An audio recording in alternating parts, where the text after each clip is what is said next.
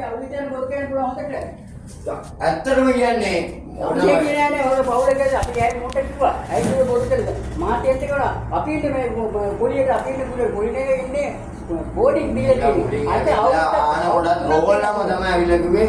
ඔයාත් අවිල කිව්වා ඒකයි පුරවලා දෙන්නේ. ඕගොල්ලෝ ෆෝන් දෙන්නේ. ෆෝනේ පොරදා දෙන්න තින්දුනේ. දැන් ඔක්කොම දෙනවා අපි කතා උනේ භාගයට භාගය අර මේ මිනිස්සු භාගයන් මොකෝ අපි මොනවද කිව්වේ නෑනේ පුරවලා. ඔයා කිව්වේ නේද පවුල කියලා දිනවා. පවුල දන්නේ අක්කා තමයි කියලා දෙන්නේ. ඒක මන් දන්නේ නෑ. මට ඔයගොල්ලෝ ඇවිල්ලා මොනවද කිව්වද? මම ඕගොල්ලෝ ෆෝන් එක පුරව මං කිව්වනේ. ෆෝන් එක පුරවන්න කිව්වේ ඔයා. මම කිව්වා ඒක සාධාරණ. එතකොට දෙගොල්ලෝ පුරව දුන්නා. ඒක account ඔක්කොම අපිට එන්නේ. අපි දෙගොල්ලෝ බෙදා ගමු ගානට කියලා පවුලට මං කිව්වා. මම මට කිව්වේ නෑනේ ඒක පරිදි. ඉතින් ඒක තමයි ඔයගොල්ලන්ට මේක කිව්වේ. ෆෝන් එක පුරවන්න කිව්වේ. ඉතින් ෆෝන් එක පුරවන්න කිව්වෙත් ඔයා. ෆෝන් එක බදාගෙන යනවා. මේ තමයි බදාගෙන කන්නේ අපි සාධාරණ මිනිස්සු.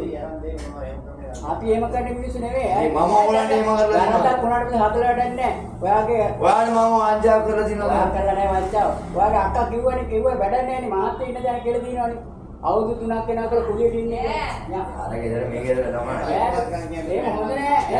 නෑ අපි ඉඩපේ ගත්ත අපි ෆෝන් එක පුරවන්න බෑ එපා කිව්වා. ගාම සේවකයෙක් එන්ජිචයිලා ගුවා දවල් ඇවිල්ලා ඔයා ඇවිල්ලා ගුවා අවසරයි. ග්‍රාම සේවකයෙක් වෙන නිලධාරි මේ ගමේ අයිතිකාරය ග්‍රාම සේවකයන්. යාට බෝලුවකින් පස්සේ අපිට දැන් ග්‍රාම සේවක නෙමෙයි ආවේ මෙන්නට. ග්‍රාම සේවකයන් ආවේ.